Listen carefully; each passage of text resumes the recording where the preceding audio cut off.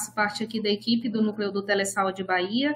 Hoje estamos aqui com o tema Prevenção e Diagnóstico de Infecções Sexualmente Transmissíveis e HIV/AIDS. Nossa palestrante convidada de hoje é a doutora Fabiana Massa Maranhão Bahia Souza. Ela é doutora em Medicina e Saúde pela UFBA, é médica, infectologista e coordenadora do Núcleo de Ensino do CEDAP, que é o Centro Estadual Especializado em Diagnóstico, Assistência e Pesquisa. E também é preceptora da Residência Médica de Infectologia e coordenadora assistencial da Enfermaria de Infectologia do UPS, UFBA. Então, eu desejo a todos uma excelente atividade e qualquer dúvida que vocês tiverem a respeito desse tema, vocês podem compartilhar conosco aqui no bate-papo.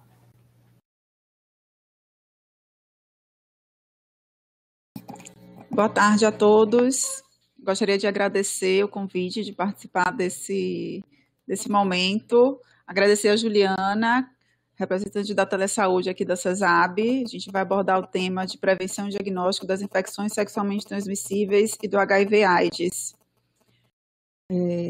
Vocês podem interromper, não é isso? Durante a apresentação ou não? Eles vão colocar aqui, né? E a gente vai atendendo. Eu ainda estou me habituando, se eu fico mais perto, se eu fico mais longe, eu acho que eu vou ficar mais pertinho de vocês e tirar meus óculos. A gente pode começar?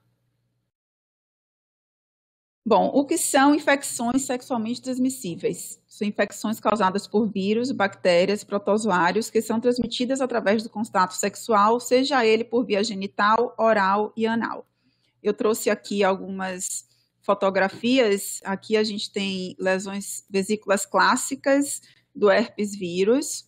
Essas vesículas se rompem e formam essas úlceras no trato genital. Aqui eu trouxe uma lesão do cancro, que é a lesão primária da sífilis, muito comum no nosso meio. Aqui um exemplo de uma uretrite. Homens que iniciam com secreção uretral e dor à micção sempre precisam ser investigados para doenças sexualmente transmissíveis.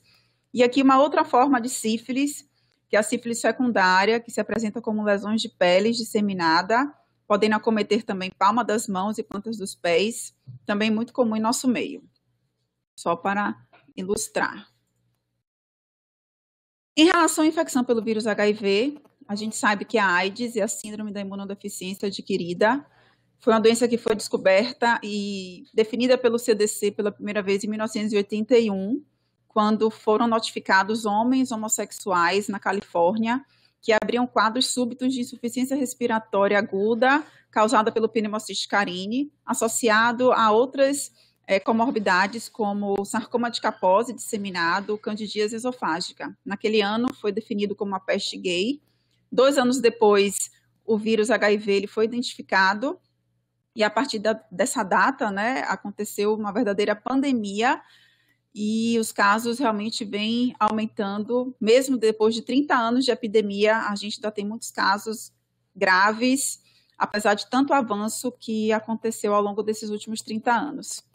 Estima-se que no Brasil a gente tem mais de 800 mil casos de indivíduos infectados pelo HIV. Infelizmente, nem todas as pessoas sabem que estão infectadas, por isso que a gente precisa estimular a testagem de todos os indivíduos jovens com doença ou com vida sexual ativa.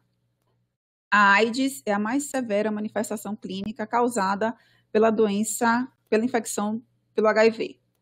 Em relação às doenças, às infecções sexualmente transmitidas, as estimativas dos números da Organização Mundial da Saúde apontam que mais de 1 milhão de indivíduos adquirem uma IST diariamente.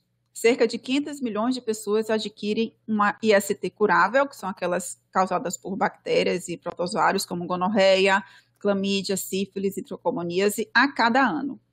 A gente tem mais de 530 milhões de pessoas infectadas pelo herpes simples tipo 2, que é o herpes de transmissão genital sexual, e mais de 290 milhões de mulheres infectadas pelo HPV, que eu vou falar mais adiante. Essa figurinha é uma figura esquemática do vírus do HIV.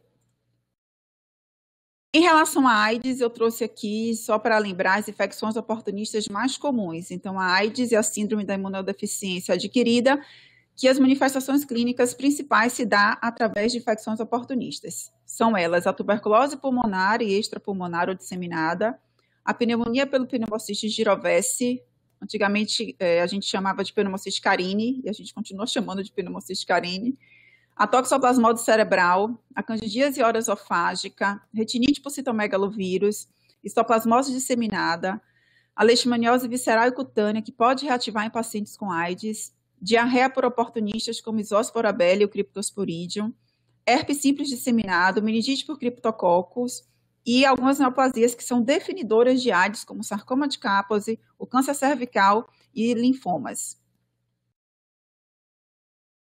Em relação às doenças sexualmente transmissíveis, o Ministério da Saúde tem um protocolo clínico de diretrizes e tratamento das ISTs. Esse protocolo tem um protocolo que foi publicado em 2015. A gente tem uma nova versão de 2018 que está sendo revista, mas que já está muito boa. Ela deve ser lançada esse ano. E lá, nesse protocolo, eles mostram vários fluxogramas de diagnóstico e tratamento das infecções sexualmente transmissíveis.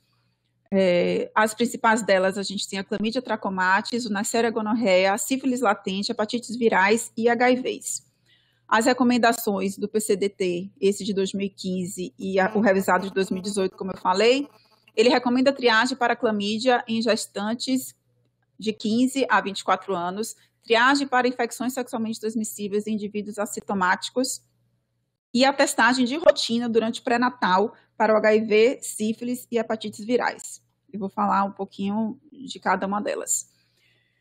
Em relação às principais síndromes de infecções sexualmente transmissíveis e os respectivos agentes etiológicos, a gente tem a clamídia trachomatis, causador do linfogranuloma venéreo, o Haemophilus ducreyi, causador do cancroide, o vírus do herpes simples tipo 2, como eu falei, que causa o herpes genital, a Klebsiella granulomatis, a donovonose e o treponema pálido, causador da sífilis. Em relação às síndromes de corrimento uretral e vaginal, a gente tem a Candida albicans, que é causadora da candidíase vulvovaginal, a Chlamydia trachomatis, a Neisseria gonorreia, que causa a gonorreia, ou infecção pelo gonococo, Trichomonas vaginalis, que causa a tricomoníase, e outros múltiplos agentes que causam a vaginose bacteriana. Em relação à síndrome da verruga anogenital, o principal agente é o papiloma vírus humano, o HPV, causador do candiloma acuminato. Então, muitas aqui são infecções curáveis, porém não tratáveis. A gente tem um exemplo do herpes. O herpes, uma vez a gente se contaminando com o vírus da herpes, a gente vai ser portador para a vida inteira do vírus da herpes. E, ocasionalmente, a gente vai ter as lesões da infecção ativa ou recorrente ou reativação do herpes ao longo da nossa vida. E aqui na letra B, a gente tem a candidíase vulvovaginal e a vaginose bacteriana, que são infecções endógenas do trato reprodutivo, que causam corrimento vaginal, mas não são consideradas doenças sexualmente transmissíveis. Em relação ao rastreamento dessas infecções sexualmente transmissíveis, a gente precisa ter uma abordagem bem ativa em relação a indicar essas sorologias e essa pesquisa aos indivíduos jovens com vida sexual ativa. Quem que a gente vai oferecer essa testagem? Adolescentes e jovens menores de 30 anos, é recomendado a sorologia pelo HIV anualmente, assim como a sífilis. Clamídia e gonococo, a gente vai ter a indicação do rastreio a depender da prática sexual anal receptiva ou passiva, e uma vez relatado o não uso do preservativo.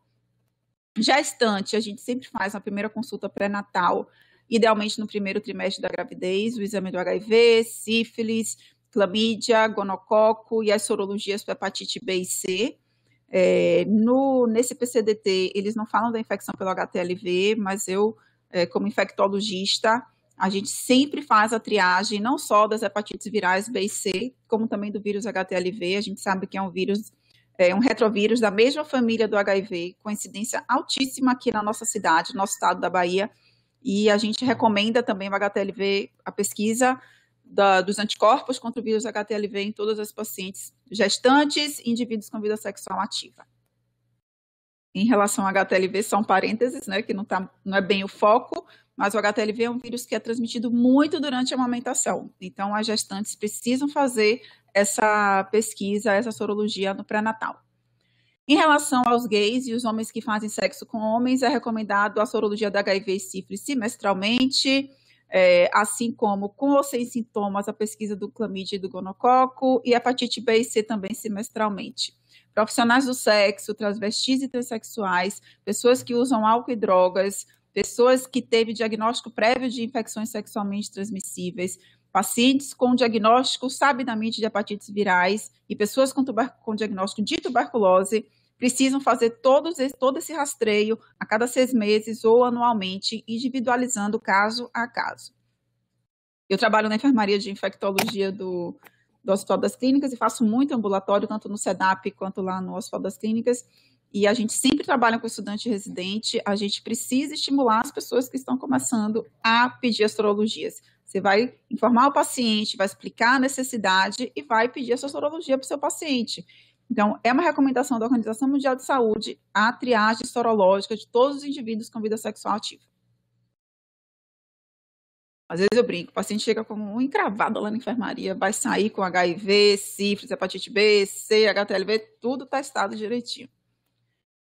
Aqui nesse outro slide, eu estou dando preferência aqui a essa parte de baixo, azul, que o HIV a gente faz preferencialmente o teste rápido. Existe o fluxograma de diagnóstico pelo HIV, do Ministério da Saúde também, no qual é feito ELISA, quimiluminescência, teste rápido, Western blot, carga viral de HIV. Tem vários fluxogramas que explicam isso bem, de uma maneira bem acadêmica, né, de uma abordagem bem regular, mas a gente tem no nosso serviço público a disponibilidade de fazer teste rápido. Então, nas UPAs oferece-se muito teste rápido, nos hospitais também. Então, é uma estratégia diagnóstica rápida, segura, com alta acessibilidade e especificidade do teste.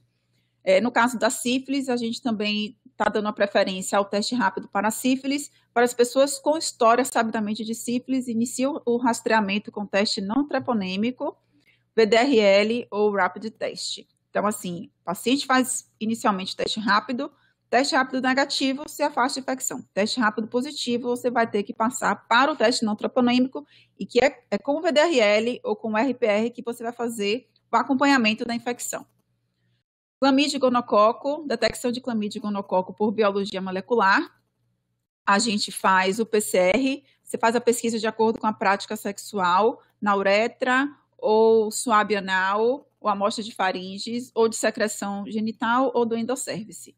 No caso da hepatite B, você vai fazer também preferencialmente o teste rápido. Recomenda-se vacinar toda pessoa susceptível à hepatite B.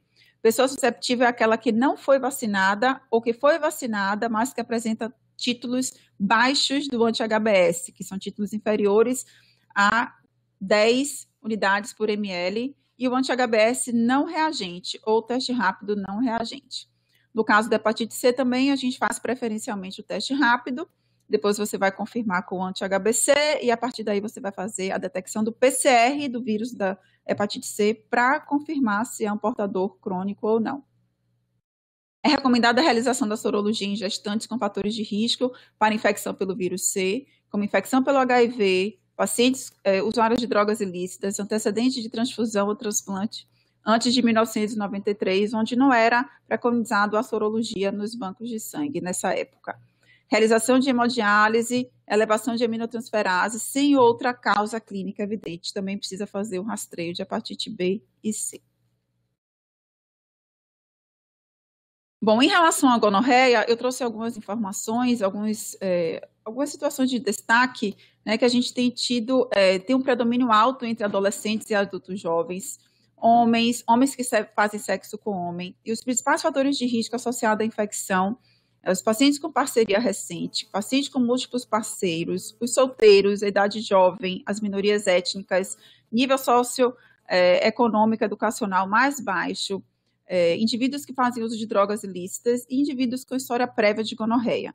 Eu trouxe essas informações da gonorreia porque o ano passado, o Ministério da Saúde mudou o protocolo de tratamento da infecção pelo gonococo e a OMS lançou esse alerta da emergência de susceptibilidade reduzida do Neisseria gonorreia a antibióticos de última linha. Então, já tem dados publicados da Organização Mundial da Saúde, alguns dados da Inglaterra, de 7 anos atrás, que mostra que o gonorreia existe em algumas populações que você não tem a opção de tratamento do Neisseria gonorreia. Indivíduo que tem a infecção e que mostra uma panresistência a várias classes de antibiótico. Então, quais são as maiores causas disso, né? A falta de controle de acesso aos antimicrobianos, a seleção inadequada ou superutilização de antibióticos, mutações genéticas intrínsecas e aquisição de plasmídio de resistência também pelo micro-organismo, podendo passar de pessoa a pessoa através do contato sexual. Então, quais são, também nessa mesma linha, a gente sabe que os indivíduos com infecção sexualmente transmissível, e o gonococo é um deles, têm uma associação direta com infecção pelo vírus HIV. Por quê? Porque eles comungam da mesma via de transmissão, porque a inflamação local facilita a infecção pelo vírus HIV, a presença de HIV facilita a infecção pelo gonococo e outras DSTs. O gonococo influencia na produção de uma elevada carga viral, principalmente aqueles pacientes com uretrite e cervicite. E a infecção pelo gonococo é um preditor de infecção pelo HIV. Eu vou mostrar uns dados bem interessantes que foram publicados no estudo de Nova York. Além da preocupação das cepas mais resistentes. Antigamente a gente tratava o gonococo com ciprofloxacina, do ano passado para cá a recomendação é usar ceftriaxona associado com azitromicina. E em relação à sífilis, o que é que a gente continua assistindo? Vale ressaltar que nos últimos 5 anos a gente teve um aumento importante da infecção pela sífilis. Aqui a gente tem dois gráficos que mostram casos e as taxas de detecção de sífilis em gestante e, por consequência, sífilis congênita, que é uma doença grave, de alta mortalidade, que com várias sequelas para o recém-nascido e uma infecção que tem um diagnóstico fácil e tem um tratamento fácil. Então, as pessoas precisam ser testadas, precisam oferecer a testagem durante o pré-natal para que essa gestante seja tratada na sífilis para que ela não transmita a sífilis para o seu bebê durante a gravidez. Então, aqui a gente tem os dados de sífilis congênita na Bahia, realmente são dados bem impactantes, onde a gente vê o aumento da incidência de 2012 para cá. E a gente precisa estimular que essa gestante faça o pré-natal e faça todas as sorologias recomendadas para o período do pré-natal.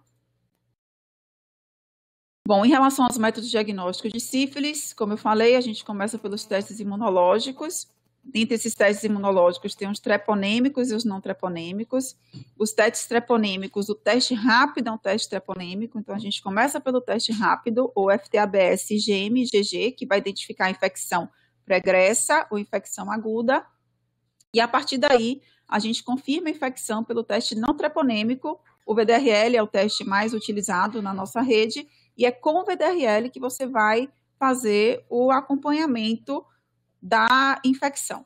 O monitoramento deve ser realizado com testes não treponêmicos e sempre que é possível com o mesmo método diagnóstico. Por exemplo, se o diagnóstico foi realizado com VDRL, deve-se manter o segmento com o VDRL. Não dá para a gente combinar, teve um VDRL de 1 para 32 e um RPR de 1 para 16, então eles não são equivalentes. Então, uma vez iniciado com o VDRL, a gente continua o monitoramento com o VDRL.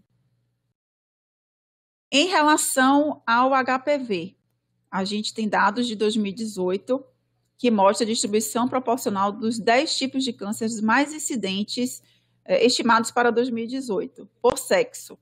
Então, aqui a gente tem, do lado esquerdo, em relação aos homens, câncer de próstata vem em primeiro lugar, seguido de câncer de estômago, traqueia, bronco e pulmão, o terceiro, colo e reto, leucemias, cavidade oral, linfoma não Hodgkin. E aqui do lado direito, a gente tem o câncer de colo de útero, ainda é o câncer mais prevalente em mulheres. Então, esse câncer, qual a importância disso? Esse câncer está relacionado com infecção pelo vírus HPV, um vírus de transmissão sexual. Em relação à prevalência de HPV de alto risco, que a gente tem os subtipos de HPV que são os mais associados com a malignidade, a gente vê que Salvador tem uma incidência maior em relação aos outros estados do Brasil, isso numa casuística, num estudo que foi publicado em 2017. A gente tem uma epidemiologia molecular do HPV no Brasil, a gente tem os sorotipos mais agressivos, o 16, 18, 45 e 31. A gente tem uma vacina já liberada pelo Ministério da Saúde, que eu vou falar também um pouquinho mais adiante. E a gente precisa prevenir essas infecções com o uso de camisinha, com vacinação, com os exames regulares. Então, as diretrizes atuais de vacinação para o HPV, é recomendado o uso da vacina quadrivalente em meninas a partir de 9 a 14 anos e meninos a partir entre os 11 e 14 anos. Nos centros de imunizações especiais, os indivíduos HIV positivos, você tem disponibilidade da vacina entre os 9 e os 26 anos, e entre os transplantados também entre os 9 e os 26 anos. Usar camisinha precisa ser o carro-chefe das medidas preventivas e a maneira mais barata e segura de prevenir infecções sexualmente transmissíveis. Em relação às manifestações clínicas, a gente tem a classificação das uretrites em uretrite gonocócica e não gonocócica. A gonocócica, o nome já diz, ela é causada pelo Neisseria gonorrhoeae, e as não gonocócicas, os principais agentes etiológicos envolvidos é a Chlamydia trachomatis, o micoplasma, o ureoplasma ureolítico e a Trichomonas vaginalis. As causas menos frequentes de uretrites temos herpes simples e a cândida. Eu trouxe esse slide de um fluxograma que está no PCDT de 2018. A gente tem um fluxograma para o manejo de corrimento vaginal, cervicite, tem um fluxograma de uretrite também, muito bem explicado, passo a passo, e é muito importante a gente ter isso do lado da nossa cadeira de atendimento. A atenção básica precisa estar bem atenta em relação a isso. Bota uma pesquinha na sua mesa e atende o indivíduo com essa pesca, que não tem problema nenhum, ninguém é obrigado a decorar isso, mas a gente tem que saber que a informação existe, ela é acessível, e a gente precisa trabalhar com esses fluxogramas para a gente conduzir o paciente da maneira mais correta. Pode passar. Em relação aos testes diagnósticos, a gente tem aqui à esquerda, acima, os testes rápidos, né, que é um dispositivo super prático, que a gente coloca a gotinha de sangue, é um teste molecular e colorimétrico, então a gente tem sempre o controle positivo e negativo, e é simples de fazer, tem todas as instruções, e a gente tem um diagnóstico rápido e seguro, tanto de sífilis, quanto de HIV, hepatite B e hepatite C. Aqui embaixo, a gente tem uma figura esquemática do teste de floculação, que é o VDRL e o RPR. Aqui não há floculação nesse primeiro cinza, então ele é não reator. E aqui tem uma floculação, aqui mais leve, à direita você tem uma floculação maior, e a depender da floculação e da cor gerada no exame, a gente tem a titulação de 1 para 2, 1 para 4, 1 para 8, 1 para 16, 1 para 32, 1 para 64, e é com esses valores de titulação que a gente vai acompanhar o paciente depois do seu tratamento. E aqui a gente tem o método de PCR para o diagnóstico de clamídia e gonococo, e aqui a gente tem o meio de cultura Dyer-Martin, que é usado para o diagnóstico do gonococo também.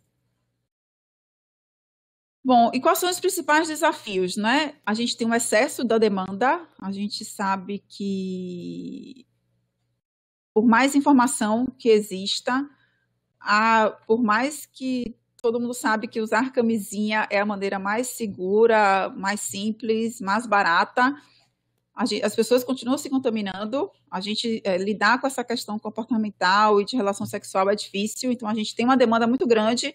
A assistência básica tem uma demanda grande, o centro de referência lá no CEDAP, a gente tem também uma demanda muito grande, e a gente tem uma carência de serviços que acolhe essas pessoas com as doenças sexualmente transmissíveis. Além disso, existe uma falta de acesso aos laboratórios especializados que possam fazer o diagnóstico corretamente. Então, sempre fica a dúvida, o tratamento sindrômico é aceitável ou não é aceitável?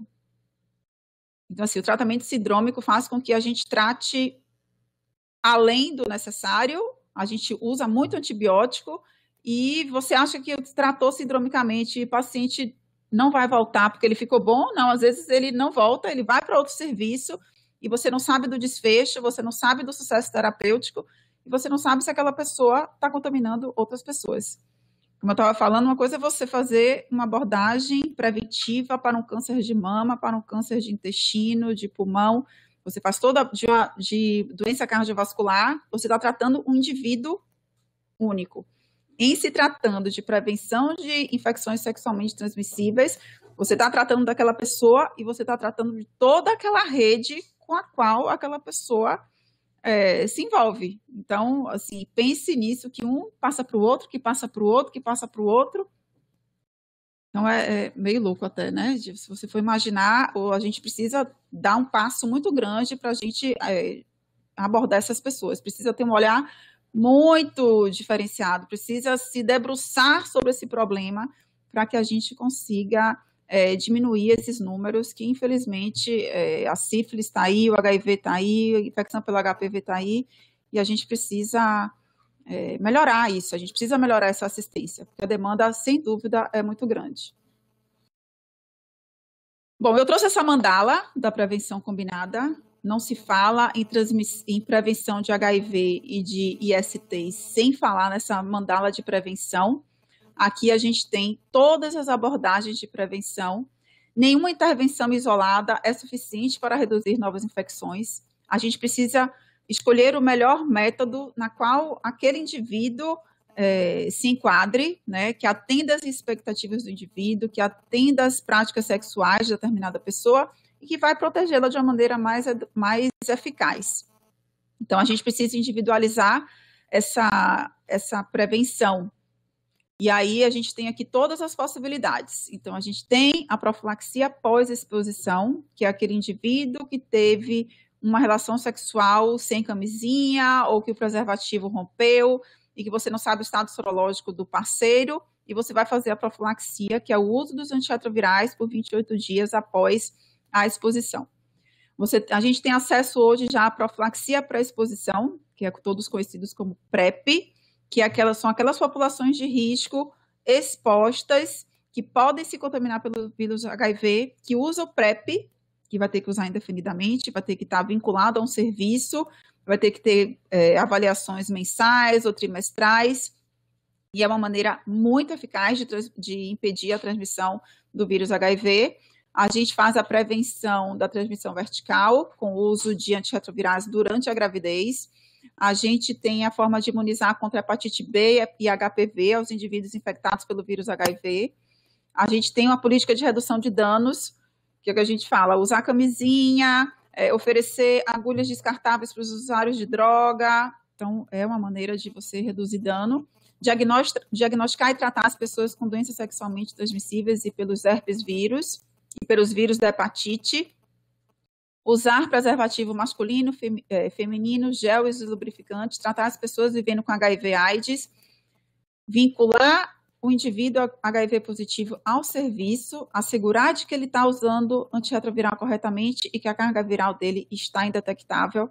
Então, isso é uma maneira extremamente eficaz de você prevenir novas infecções.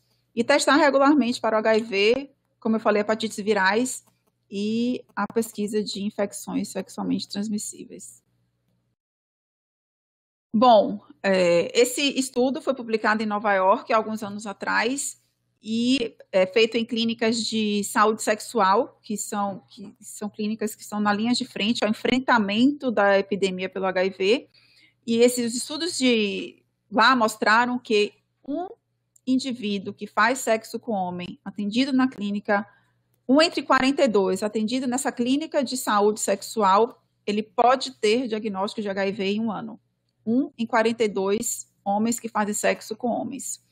1 em 20 homens que fazem sexo com homens que já teve o diagnóstico de sífilis pode desenvolver HIV em 1 ano. E 1 em 15 homens que fazem sexo com homens que já teve o diagnóstico de clamídia ou gonococo vão ter diagnóstico de HIV em 1 ano.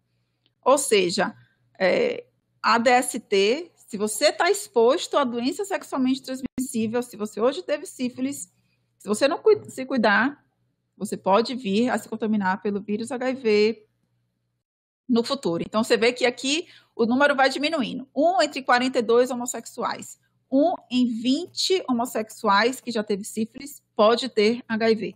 E 1 em 15 homossexuais que já teve o diagnóstico de clamídia ou gonococo pode ter HIV em 1 ano. Então, assim, os dados são alarmantes, é necessário expandir a triagem para melhorar o acesso dos indivíduos sintomáticos e dos assintomáticos.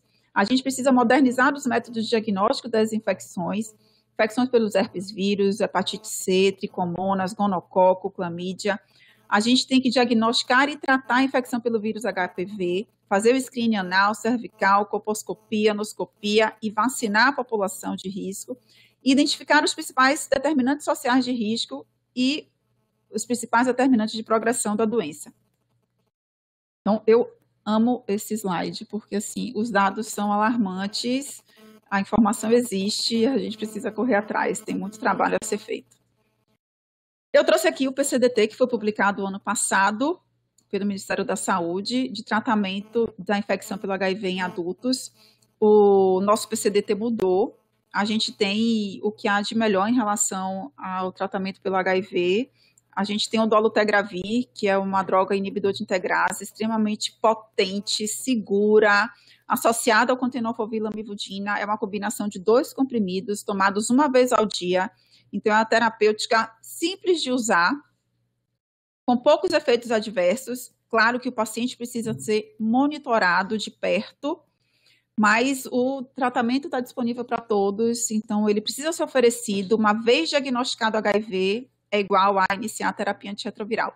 Eu trouxe aqui somente esses 2 estudos, que foi o estudo SMART e o estudo START, publicados com quase 10 anos de diferença, né? E o estudo SMART mostrou que o indivíduo HIV positivo em terapia antirretroviral, essa terapia não deve ser suspensa em nenhum momento da vida, a não ser que coisas diferentes aconteçam, como infecções graves, interação medicamentosa, toxicidade, mas a gente sabe que tratamento da infecção pelo vírus HIV é para a vida toda. E o START mostrou em 2015 que o indivíduo HIV positivo, independente dos níveis de CD4 carga viral, precisam, para já, iniciar seu tratamento. Com base nisso, a gente tem metas da UNAIDS, que, assim, o mundo trabalha nessas metas, e que a meta para 2020 é alcançar a meta 90-90-90, e a meta para 2030 é alcançar 95-95-95. O que é que isso quer dizer? Quer dizer que a gente espera que, até 2020, 90% dos indivíduos HIV positivos saibam que são HIV positivos, que 90% deles estejam vinculados a uma clínica de tratamento em uso de antirretrovirais, e o último 90% é que 90% desses indivíduos estejam com a carga viral indetectável. Então, essa é a meta 90-90-90, a gente trabalha pensando nela todos os dias. E o que é que a gente tem hoje? Os dados de 2017 da UNAIDS mostram que o primeiro 90, a gente... mais ou menos 70% dos indivíduos, das pessoas HIV positivas, conhecem o seu estado sorológico, 70% delas, 77% delas conhecem o seu estado sorológico e estão em tratamento, e 82% delas, das pessoas que estão em tratamento, estão com a carga viral suprimida. Então, essa é a cascata de cuidado, publicado pelo Ministério da Saúde. A gente tem aqui, estima-se que a gente tenha 830 mil pessoas HIV positivas, 84% delas diagnosticadas, 79% delas vinculadas ao serviço e 54% delas com carga viral suprimida. Carga viral essa suprimida menor que 1.000, mas eu acho que a gente precisa ser ambicioso e eu vou atrás de uma carga viral menor que 40, menor que o limite de detecção do teste.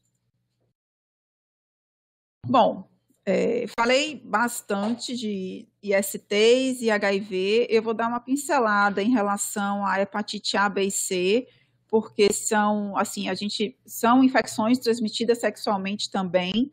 Entre 2016 e 2017, houveram dados de São Paulo, mostrou epidemia de infecção de hepatite A aguda entre homens que fazem sexo com homens.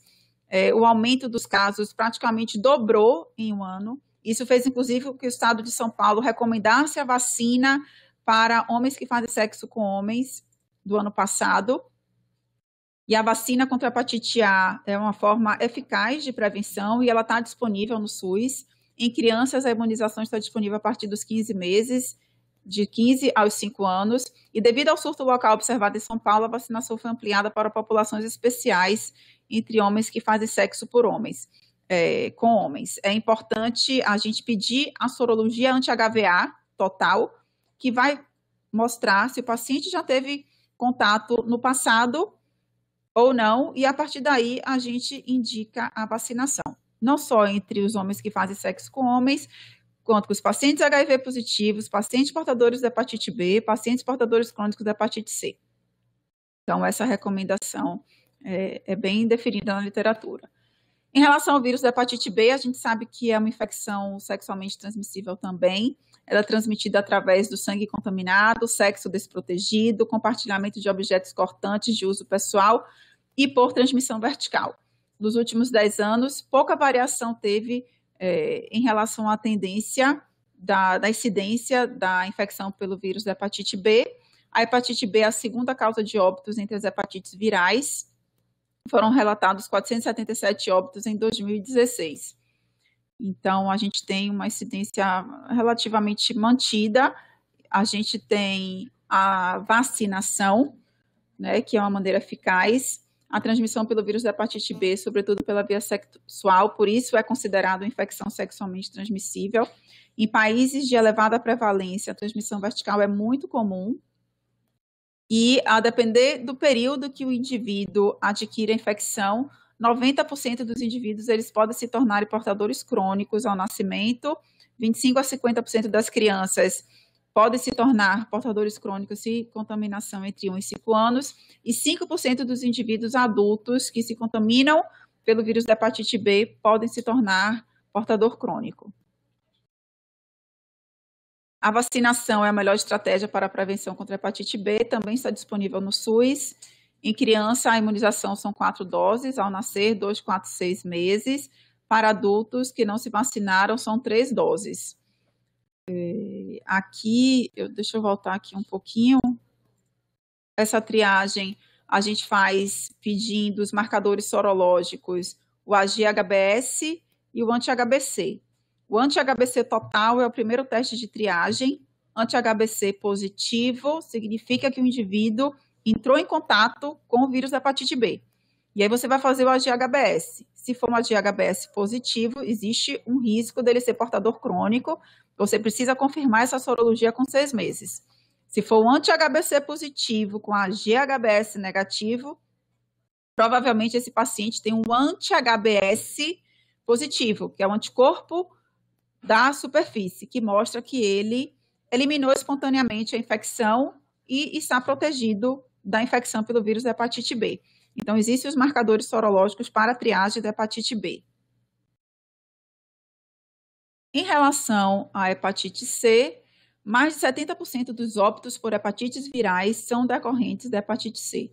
O total de óbitos por esta causa entre 2000 e 2016 foi de 35.931 pacientes. 75% deles hepatite C, 21% hepatite B, 2% hepatite A e 0,7% hepatite delta. Então, a hepatite C também é uma infecção muito prevalente. A gente tem uma incidência grande entre homens que fazem sexo com homens. A gente tem um compartilhamento das vias de transmissão. Então, existem populações HIV positivas que 70% da população é co-infectada HIV hepatite C ou HIV hepatite B. Então, todos os indivíduos HIV positivos precisam ser testados para hepatite B e C, e todos os indivíduos portadores crônicos do vírus da hepatite B e C precisam ser testados pelo HIV. A gente tem o PCDT, do tratamento de hepatite C.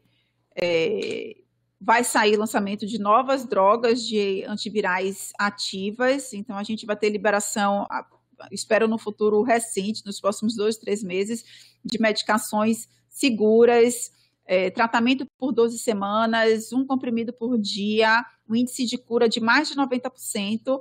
Então, a gente vai ter uma chance grande também de controlar a infecção e de até eliminar a infecção pelo vírus da hepatite C. Bom, aqui eu trouxe somente para ilustrar a oferta de testes rápidos no SUS, que facilita o acesso ao diagnóstico e ao tratamento. Então, esse número de 10 anos para cá, iniciando em 2011, e imagino que a gente já está em 2019, o aumento da oferta de teste rápido para o diagnóstico de infecções como sífilis, HIV, hepatite B e hepatite C aumentou exponencialmente. Então, não tem porquê, na unidade básica de saúde, ou no centro de referência, ou no seu hospital, você não testar este indivíduo. Eu trouxe aqui só, não vou falar de tratamento, o PCDT, ele fala muito bem de todos os tratamentos de gonorreia, clamídia, candidíase vaginal, herpes vírus. Não vou me ater a isso agora. Que horas são? Ave Maria, já tem quase 1 hora, então eu vou falar para a gente poder conversar um pouquinho. Eu acho que é melhor. Obrigada.